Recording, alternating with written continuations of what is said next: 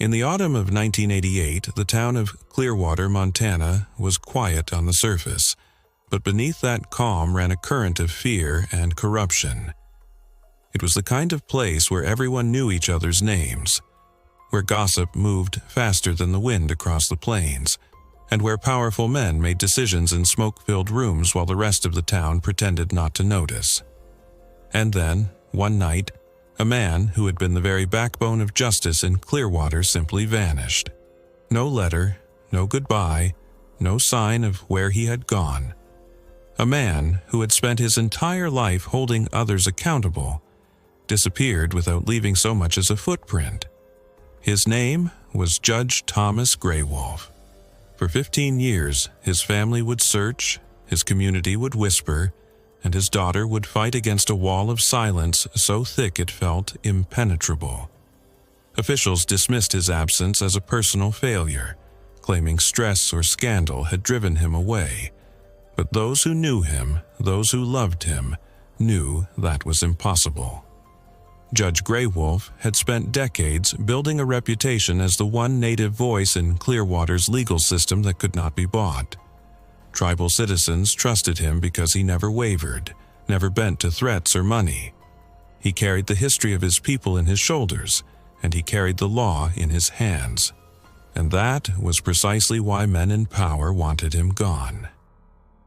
On the evening of October 12, 1988, Judge Greywolf stayed late at the courthouse. His secretary recalled he looked tired but determined. He had been working on a set of files, documents that allegedly tied county commissioners and a regional mining company to illegal land transfers, siphoning native lands into corporate control. He told his staff, "Tomorrow, this will all come to light." But tomorrow never came. That night, he walked out of the courthouse, briefcase in hand, climbed into his government-issued sedan, and drove into the darkness. He was never seen again. The next morning, the courthouse doors remained locked, his robe hung neatly on the chair, and his chambers sat in eerie silence. The sheriff's office filed a 2-page report. Judge likely under stress. Possibly left town voluntarily. For the officials, the story ended there. But for his daughter, it was only beginning. Anna Greywolf was 19, a college freshman when she received the call. She dropped everything and drove home, desperate to search, desperate to believe. But no matter how many flyers she pinned to store windows, no matter how many doors she knocked on, the answers never came. Whispers filled the town. Some said they saw a black county-owned truck trailing Judge Greywolf's sedan that night. Others claimed he had been pulled from his car at gunpoint. A few swore his files had been burned before they ever left his desk, but none of it appeared in any official record. Instead, there was silence. For 15 years, that silence would consume Anna Greywolf's life. She would beg reporters to write, plead with investigators to reopen the case, chase down every rumor, no matter how dangerous. But the system was built to erase men like her father, and to crush those who tried to seek them. Until one day, workers draining a lake on the outskirts of Clearwater stumbled upon a rusted sedan buried in the mud. And inside, they found the truth no one wanted unearthed. The night Judge Greywolf vanished, Clearwater seemed unchanged. Street lamps flickered over empty sidewalks, the river moved in silence, and the neon bar sign still glowed in the cold October air. But inside the Greywolf home, nothing would ever be the same again. When the phone rang that morning, 19-year-old Anna Greywolf could hear the tremor in her mother's voice even before the words formed. "Your father didn't come home." Anna drove back from campus in a storm of disbelief. Her father was disciplined, predictable, and deeply rooted in his work. He didn't miss hearings, didn't vanish into the night. The Greywolf family table still bore his untouched dinner from the evening before. His robe still hung neatly by the door. His office light at the courthouse, she was told, had burned late into the night, and then gone dark forever. The sheriff's office moved quickly, but not in the way a grieving family needed. They drafted a report, stamped it with official ink, and dismissed the matter as a voluntary disappearance. Judges face pressure. Sometimes they walk away. Anna remembered her father's words only days earlier. This next hearing, it will make enemies. He had carried his worn leather briefcase with him everywhere that week, filled with documents he refused to leave unattended. Now, the briefcase was gone, just like him. From the very beginning, the town seemed uneasy. Flyers Anna stapled to wooden poles vanished overnight. A local reporter who tried to write about the case was abruptly transferred. A neighbor who claimed to see a Black County truck following Judge Greywolf's sedan stopped talking after a deputy paid him a late-night visit. For Anna, it felt less like a search for her father and more like pushing against a wall that grew taller every day. At 19, she didn't yet have the tools to fight back. She stood outside the courthouse holding a photograph of her father, begging strangers for leads. Some offered sympathy. Others looked away, and a few whispered, barely audible, "Don't ask too many questions." People have disappeared for less. Meanwhile, Sheriff Walter Briggs, the same man Judge Greywolf had often clashed with in hearings, stepped in front of cameras with rehearsed calm. "We have no evidence of foul play," he said. The judge likely needed time away. His smile didn't reach his eyes. Anna wanted to scream. Her father was not a man who needed time away. He was a man preparing to bring powerful officials to account. He had spent weeks gathering affidavits, maps, financial ledgers. He had told her, almost in passing, "If anything happens, Anna, don't let them bury this." But now, all of it was gone. As days turned into weeks and weeks into months, the Greywolf family unraveled. Anna's mother stopped eating, her hands trembling as she folded and refolded his robe. Anna herself stopped sleeping, staring at the ceiling each night, wondering if her father was chained in some dark place, waiting for help that never came. By spring of 1989, the whispers had hardened into silence. Judge Greywolf's name was spoken less and less, his photograph slowly curling on the bulletin boards where Anna had pinned it. The courthouse carried on without him. Cases were reassigned. Officials shook hands as if nothing had happened. And yet, behind that silence, Anna sensed something else. Something deliberate.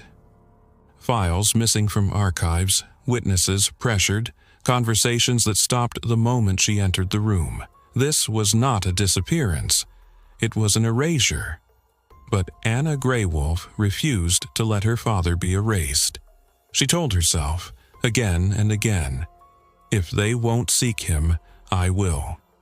Even if it takes the rest of my life, what she didn't yet know was that her search would stretch across 15 years, dragging her into confrontations with the very forces that had silenced him.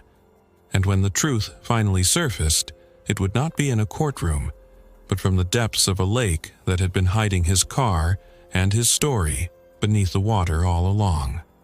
To understand why Judge Thomas Greywolf vanished, one has to understand the enemies he had made. Clearwater, Montana, in the late 1980s was not just a quiet town tucked against the mountains. It was a battlefield disguised as farmland. On the surface, people smiled, traded handshakes, and waved from porches. Beneath that, men in suits and deputies in uniforms made deals that carved away native land piece by piece, feeding it to corporations who cared only for timber, minerals, and profit. Judge Greywolf had stood in their way. Months before his disappearance, he had presided over a case that shook Clearwater. A group of tribal elders accused a regional mining company of dumping waste into streams that ran directly through native land. Greywolf ruled in their favor, issuing an injunction that halted operations until safety measures were taken. The company appealed, furious, but the ruling stood. That single decision painted a target on his back. Behind closed doors, county commissioners met with mining executives, angry that one Lakota judge could interfere with profits worth millions. Sheriff Walter Briggs, who had built his career on loyalty to those same men, began grumbling publicly about Greywolf. "He's overstepping," Briggs muttered to a local paper. "Someone needs to remind him of his place." But Greywolf was not a man to be reminded. He pressed forward, opening files, requesting ledgers, demanding access to contracts. Whispers spread that he was preparing to expose fraudulent land deeds, documents that would prove officials had illegally transferred tribal land to the mining company in exchange for kickbacks. Anna remembered the weeks before her father's disappearance vividly. He came home later and later, his briefcase always full, his face etched with exhaustion. At dinner, he would sometimes look at her mother and say, "When this is over, things will change." His words were hopeful, but his eyes betrayed fear. And then the threats began. Anonymous letters slipped under the courthouse door. "Stop now, or the water will take you." A dead crow left on his car windshield. Strange trucks idling outside the Greywolf home late at night. He told no one officially, but Anna overheard a conversation between him and a close friend, an elder in the tribe. "If they silence me," Greywolf said, "make sure Anna knows why." By October 1988, the tension was unbearable. Greywolf carried his files everywhere, even to the dinner table. On the night he disappeared, those files vanished with him. And yet, when Anna pressed the sheriff's office for answers, all she got were smirks. Sheriff Briggs insisted the judge had cracked under pressure. Maybe he drove away. Maybe he wanted to disappear. Happens all the time, but Anna knew better. Her father had not just been a judge, he was a wall standing against a flood of corruption. And when one wall blocks millions of dollars, powerful men will find ways to tear it down. Over the next few years, as Anna searched, the mining company thrived. Roads were paved, new trucks rolled into town, and land once belonging to the tribe vanished from maps. It was as if her father's absence had cleared the way for them. Still, there were whispers. A man at a bar who claimed to have seen Greywolf's sedan being followed by a black county truck. A janitor at the courthouse who swore he saw deputies carrying boxes of files out of the judge's office the morning after he vanished. A retired deputy who hinted that the lake holds more than fish. But whenever Anna tried to record these stories, the men fell silent. Fear bound their tongues as tightly as chains. By the mid-1990s, Clearwater no longer spoke of Judge Greywolf. His name had been erased from public memory, his cases reassigned, his files sealed. But Anna carried every rumor, every scrap of evidence, in a notebook she kept under her pillow. And though the years wore on, her resolve hardened. Because deep down, she believed one thing with absolute certainty. Her father had not vanished into thin air. He had been silenced, and somewhere in Clearwater the evidence of that silence was waiting to be found. What Anna could never have imagined was that when the evidence finally surfaced, it would not come from files or witnesses. It would come from the bottom of a lake where the judge's car had been waiting in the dark for 15 years. In the years after 1988, the Greywolf home became less a place of comfort and more a shrine of absence. The judge's robe still hung by the door. His glasses remained on the nightstand. A photo of him in his courtroom, stern yet proud, stood on the mantel like a silent guardian. Anna's mother withered quickly. She stopped cooking, stopped smiling, her hands forever folding and refolding the robe that would never be worn again. By 1992, grief had consumed her entirely. leaving Anna alone in her fight. At 23, Anna stood taller, her hair cut short, her face harder. She had abandoned her dream of becoming a teacher and instead took work as a paralegal, determined to learn the very system that had abandoned her father. Day after day, she searched archives, dug through records, filed petitions. But every trail seemed deliberately erased. One afternoon in 1993, she visited the sheriff's office demanding to see the case file. Sheriff Briggs leaned back in his chair, a smirk curling his lips. "File's gone missing," he said casually. "Gone missing?" Anna snapped. "Sometimes things get lost." Lost, like her father. Anna knew it wasn't incompetence, it was deliberate. The cover-up was not sloppy, it was meticulous. Pages removed from archives. Witnesses intimidated. Leads cut before they could breathe. Every door she knocked on seemed to close faster than the last. Still, she persisted. She wrote letters, hundreds of them, to newspapers, to senators, to federal investigators. Most never replied. The few that did sent sterile responses. "Regretfully, we cannot allocate resources to this matter at this time." The silence was deafening, but Anna refused to surrender to it.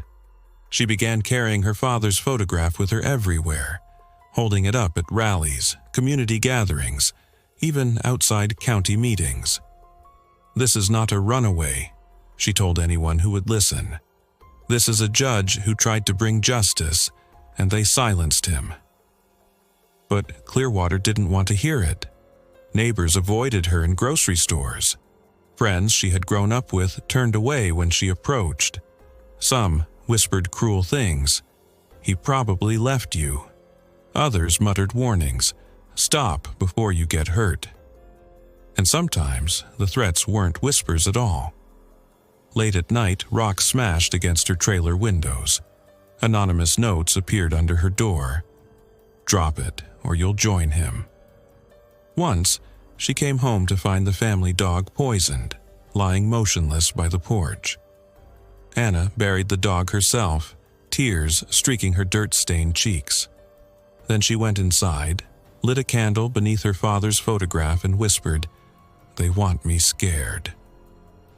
I won't give them that. Through the 1990s, she became sharper, tougher. She learned to read contracts, dig through budgets, trace money trails. She discovered payments labeled Special Security Services in county records, echoing the very words her father had once scribbled in his notes. It was a glimpse of the truth, but never enough to break the wall. By 1998, 10 years had passed. Anna was no longer a desperate teenager. She was a woman forged by grief and resistance. Yet the case remained cold, sealed in silence. Each year, on the anniversary of his disappearance, she stood outside the courthouse alone, holding her father's photograph, as officials walked past her like she was invisible. 15 years is a long time to fight a battle no one else believes in, but Anna never gave up. Because deep down, she believed her father was still out there somewhere. If not alive, then waiting for her to find him. And in the summer of 2003, the earth finally shifted. Workers were sent to drain a reservoir outside Clearwater for repairs.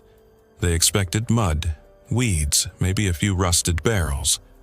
What they found instead was a shape beneath the water, metal, rusted, unmistakable. A car. When the mud was scraped away, the license plate came into view. It was Judge Greywolf's sedan, and with it, the silence of 15 years shattered. The summer sun beat down hard on the reservoir outside Clearwater in July of 2003. Workers in neon vests trudged through mud and weeds, sweating as machines roared to life. The county had ordered the lake partially drained to repair a cracked spillway. For the crew, it was just another job: digging, clearing, moving earth. By late afternoon, the water line had dropped low enough to expose decades of forgotten debris. Rusted oil drums, twisted fence posts, even the skeleton of a deer half buried in muck. The foreman barked orders, the men laughed, radios blared, and then someone shouted, "Over here!" I think I see something. At first, it looked like nothing more than a patch of metal glinting beneath the mud. But as the crew dug, the shape grew clearer. A roof, a windshield, the faint outline of a sedan long swallowed by the lake. The mud clung stubbornly, but then a plate emerged, corroded but still legible. The numbers matched, the letters matched. It was Judge Greywolf's car. The foreman fell silent. He had lived in Clearwater long enough to know the legend of the missing judge, the whispers of corruption, the daughter who never stopped searching. He pulled out his phone with trembling hands and called it in. When deputies arrived, the crew was ordered back. But curiosity was stronger than fear, and the workers lingered on the banks, craning their necks as the tow truck heaved the car from the muck. The sedan emerged slowly, dripping black water, windows shattered, paint long since eaten away by rust. Its once shiny body was now an unrecognizable hulk of decay. Reporters weren't called, no announcements were made, but word spread fast, as it always does in small towns. Within hours, Anna was at the site, her heart pounding, her fists clenched so tightly her nails cut her palms. She pushed past the deputies, shouting her father's name until one officer stepped in her path. "You can't be here," he snapped. "That's my father's car," she fired back. "Don't tell me I can't be here." The deputies refused to let her near, but she saw enough. The passenger side window had caved inward, jagged glass still clinging to the frame. The steering wheel was bent unnaturally, as if gripped in desperation. And through the murky shadows inside, the outline of bones slumped against the driver's seat. Her knees buckled. 15 years of grief surged all at once, threatening to drown her. She had imagined this moment countless times. Finding her father alive, chained in some basement, waiting for rescue. But not this. Not a skeleton, trapped in silence, swallowed by water. Still, Anna forced herself to stand tall. She had fought too long for this moment to collapse now. She locked her eyes on Sheriff Briggs, who stood nearby, arms crossed, face pale but composed. "You said he walked away," she spat. "You said he left us." "Explain this." Briggs didn't answer. He turned his back and muttered to a deputy, who quickly threw a tarp over the car. The workers grumbled among themselves, some saying they saw bones, others swearing they saw the scraps of a robe still clinging to the skeleton. One whispered, "That wasn't an accident." Nobody ends up shackled in their own car by accident. Anna caught those words like a spark in the dark. Shackled. Later, when the car was finally opened under controlled conditions, the details emerged. The bones were fractured, wrist snapped as if bound. Shreds of black fabric clung to the frame, the remnants of a judicial robe. In the back seat lay a briefcase, waterlogged but still intact, its papers swollen and blurred, yet faint traces of contracts and signatures visible. The evidence was undeniable. Judge Thomas Greywolf had not driven into the lake on his own. He had been forced, silenced, hidden in plain sight. And now, 15 years later, the water had given him back. But the discovery was only the beginning, because with every bone, every scrap of cloth, every warped piece of metal, Anna could see what was coming. The fight of her life. The fight not just to prove her father was murdered, but to reveal who had buried him beneath the water and why. The car was hauled to a county storage facility, hidden away behind locked gates and tarps, as if secrecy could erase the 15 years of silence. Officially, Sheriff Briggs announced a routine recovery, insisting the sedan had likely slid into the reservoir by accident. but everyone in Clearwater knew the truth was heavier than that rusted metal pulled from the lake. Anna demanded access. She called reporters, wrote letters, stormed into offices. Days later, under public pressure, the county reluctantly allowed a forensic team from Helena to examine the vehicle. The findings shattered any illusion of an accident. The skeleton seated in the driver's seat told a story written in bone. The wrist showed a clean fracture, consistent not with impact, but with restraint. The skull bore a hairline crack above the temple, likely from a blunt strike before death. The position of the arms and legs suggested the judge had been forced into the seat and immobilized before the car was sent into the water. And then there were the remnants of the robe. Shreds of black fabric still clung to the seat springs, fibers matching the ceremonial robe Judge Greywolf wore to the bench.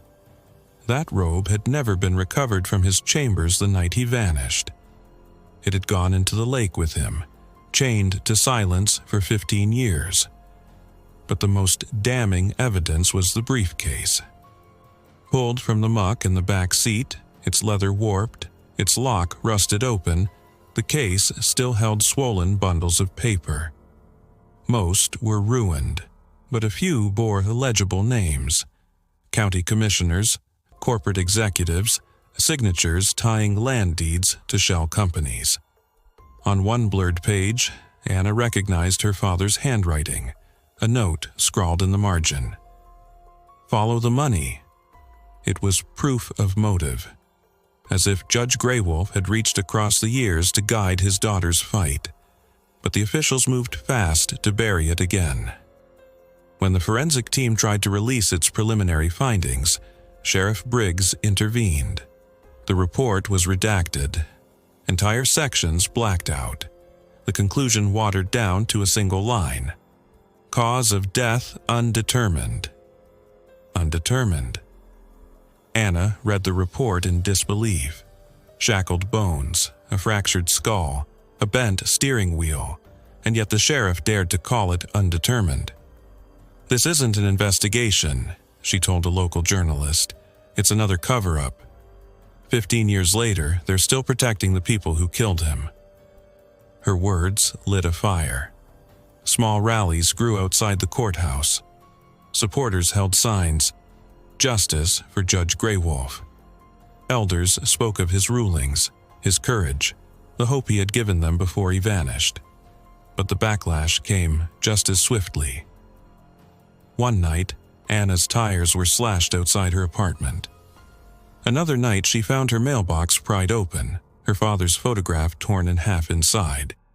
She received anonymous calls, low voices hissing, "You don't know who you're fighting. Stop before you end up like him." She refused.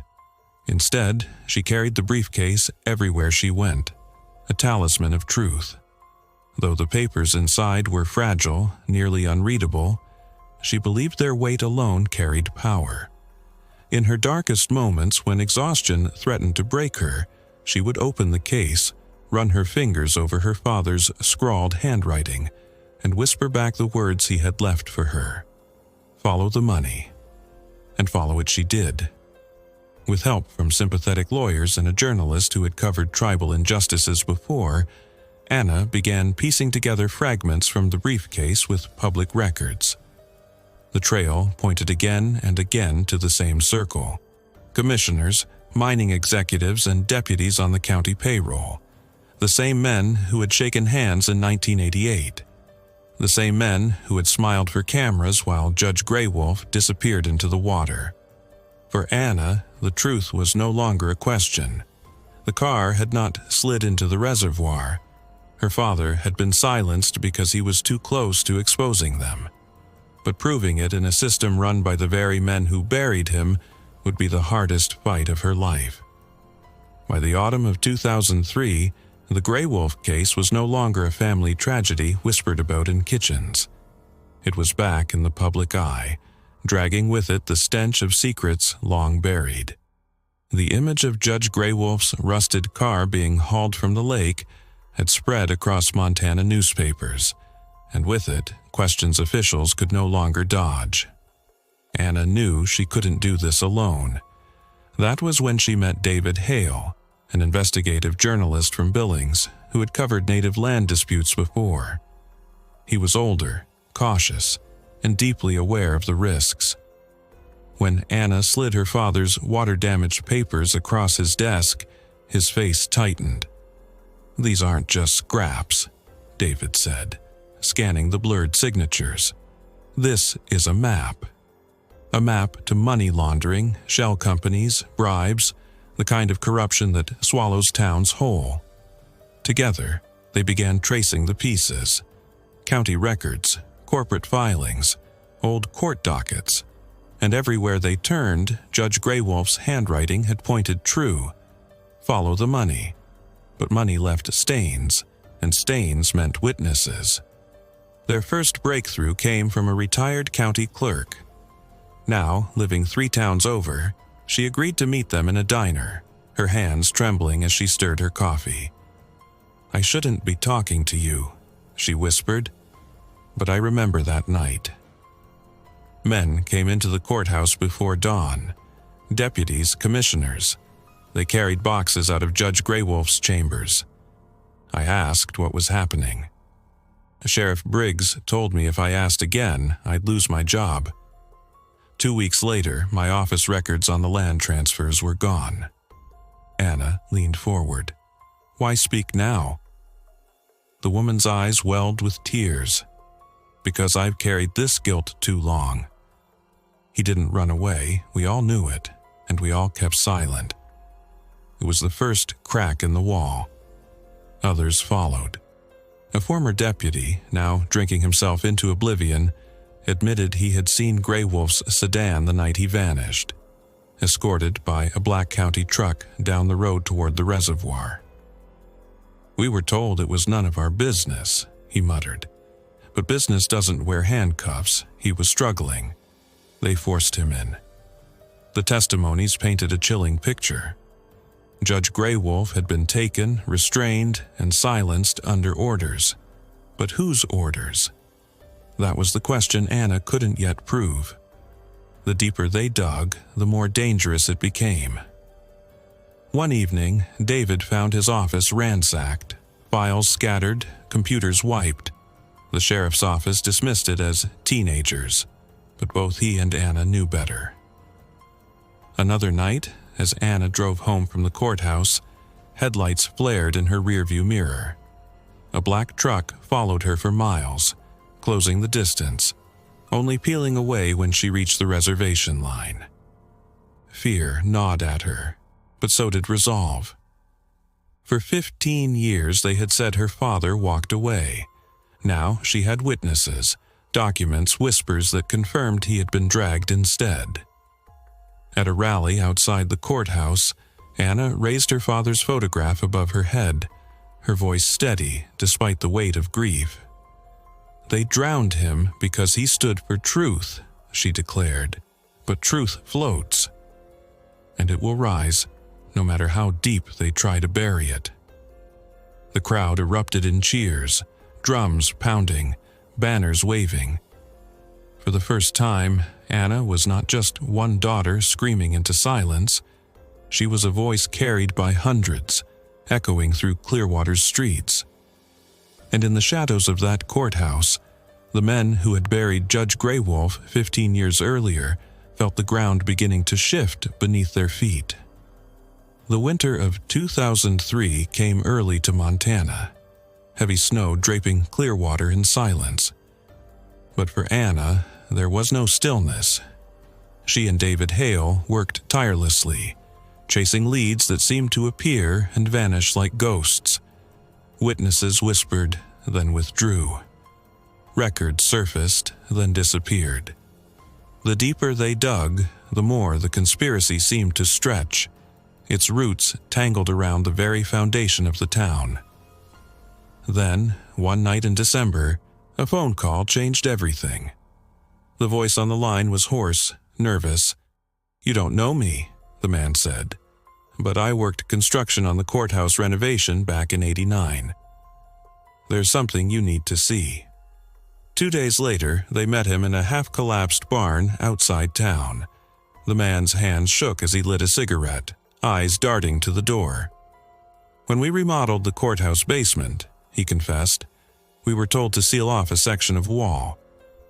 Strange orders. The bricks were new, the mortar fresh. "We didn't ask questions, we were paid to work. But I swear to God, when I laid the last brick, I heard something behind that wall, like chains dragging Anna's breath caught." David pressed him for details, but the man refused. "I've said too much already. If they know I talked, I'm done." He stubbed out his cigarette and vanished into the night. The lead was too chilling to ignore. Weeks later, with growing pressure from Anna and public rallies, county officials reluctantly allowed a limited inspection of the courthouse basement. Workers chipped away at the section described. Behind the bricks, they found a small sealed cavity, empty, save for rusted chains bolted into stone and a scrap of cloth blackened with mold. Anna knelt, her gloved hands trembling as she touched the fabric. It was black, coarse, with stitching she knew too well. A robe. Though the sheriff dismissed it as old storage debris, the truth was undeniable. Someone had confined her father in that space, however briefly, before the final drive to the reservoir. The courthouse itself, his sanctuary of justice, had been used to break him. The discovery shook Clearwater.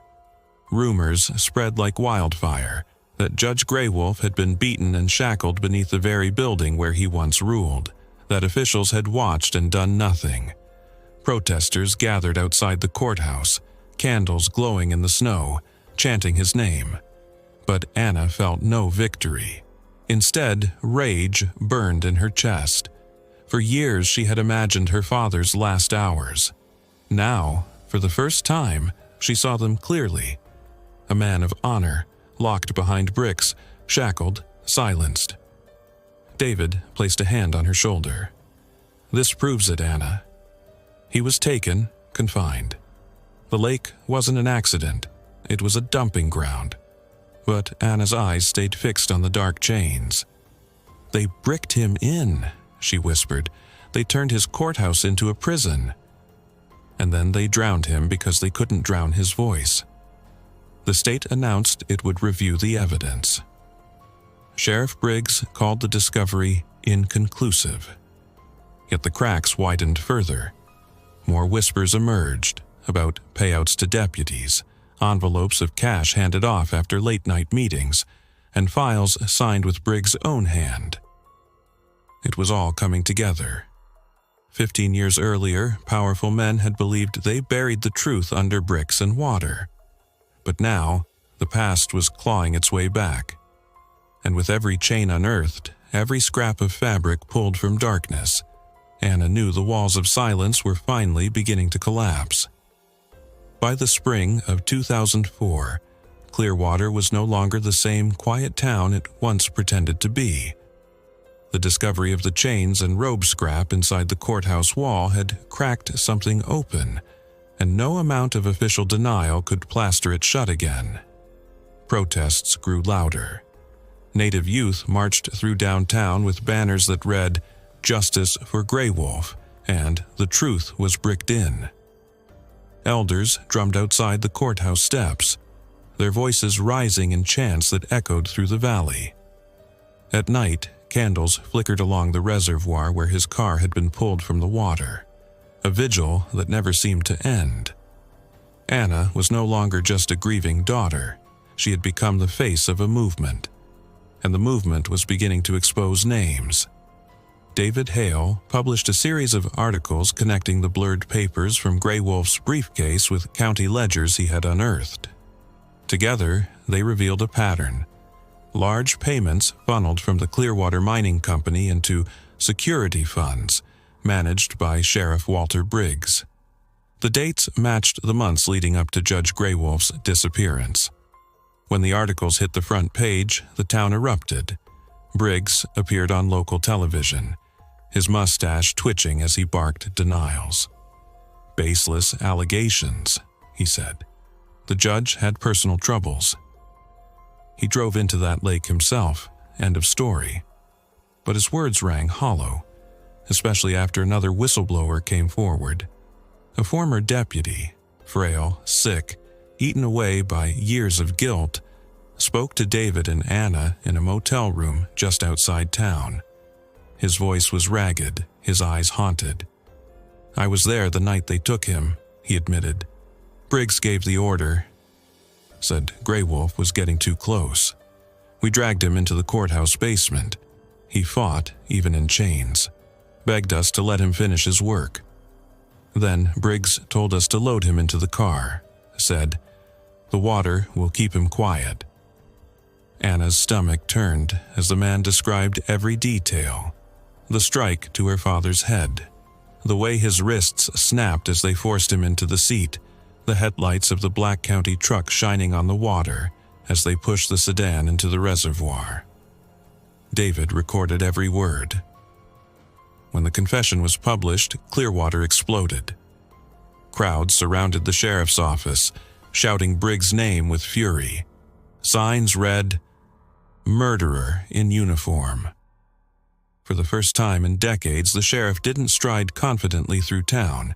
He skulked, flanked by deputies, his eyes darting like a hunted man.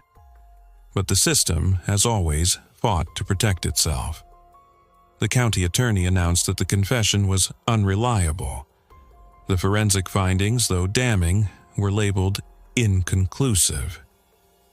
Federal investigators promised a review, then quietly stalled. Files disappeared again. Subpoenas were delayed. It was the same wall Anna had been hitting for 15 years, only now it was cracking under the weight of public outrage. One night, as Anna spoke at a rally, a voice rose from the crowd. "They tried to bury your father, but they buried themselves instead." The cheer that followed shook the courthouse steps. Still, Anna knew the danger was far from over. Her tires were slashed again. A bullet shattered her apartment window while she slept. David received an envelope filled with newspaper clippings and a single line scrawled in red ink. "Stop, or the lake takes two more." But fear could no longer silence them. Anna stood before the courthouse, clutching her father's broken glasses in her hand, and declared, "My father died for the truth. And the truth is this: the sheriff, the commissioners, and the company drowned him to keep their pockets full. They can call it unreliable. They can call it inconclusive. But the chains don't lie. The bones don't lie. The water doesn't lie." The crowd roared, the chants rising into the night air. For the first time, the powers that had ruled Clearwater in shadows felt the weight of exposure pressing down on them.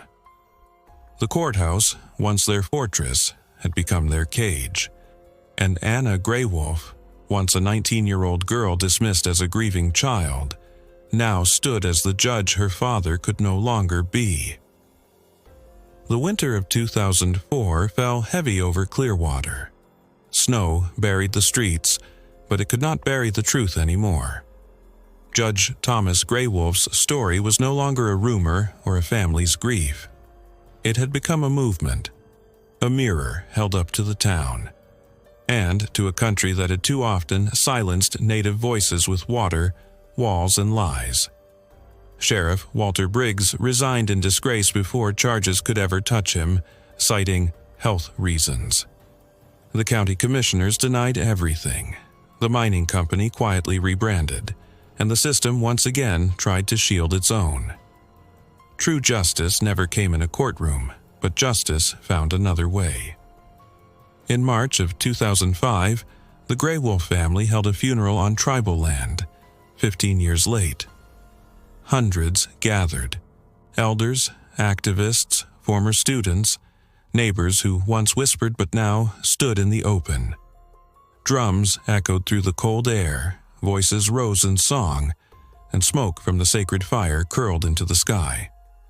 Anna walked at the front of the procession, carrying her father's recovered robe, what little was left of it, folded carefully in her arms.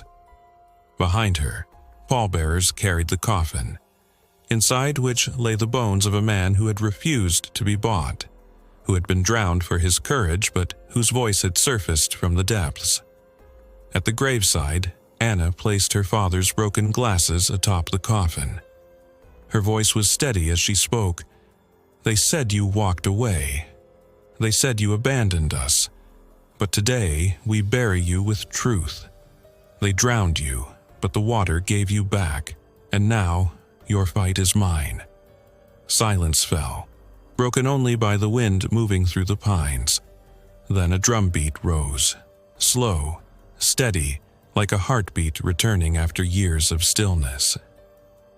In the months that followed, Anna carried her father's legacy beyond Clearwater. She testified before state lawmakers, then before Congress, holding up the water-stained documents and telling the story of the judge who vanished, the sheriff who silenced him, the system that pretended not to see. Her words burned through the chamber. "You can bury a man, you can drown his car, you can brick him behind a courthouse wall. But you cannot kill the truth. My father's chains will rattle until this country finally listens." The room fell silent. Cameras clicked, and for the first time, Judge Thomas Greywolf's voice was heard in the place where he had always meant it to be, before the law. Clearwater never fully recovered. The courthouse still stood, but its walls carried whispers of the chains found beneath it. The reservoir sparkled in the summer sun, but locals knew it had once held more than water. And on the hill above the river, where Judge Greywolf was laid to rest, candles often burned late into the night. His grave became a place of pilgrimage for those fighting for justice, a reminder that silence is never permanent. The truth has a way of surfacing no matter how deep it is buried. For Anna, there was no peace, only resolve. She had spent 15 years chasing a ghost, and though the pain would never leave, her father's story was now untouchable. Judge Thomas Greywolf had vanished in 1988. For 15 years, officials claimed he had simply walked away. But when workers pulled his car from the lake, his bones still shackled to silence. It revealed not only the fate of one man, but the rot of an entire system. And though his body rested beneath sacred earth, his story lived on, rattling through chains, echoing across waters, carried in the unyielding voice of a daughter who refused to let him disappear.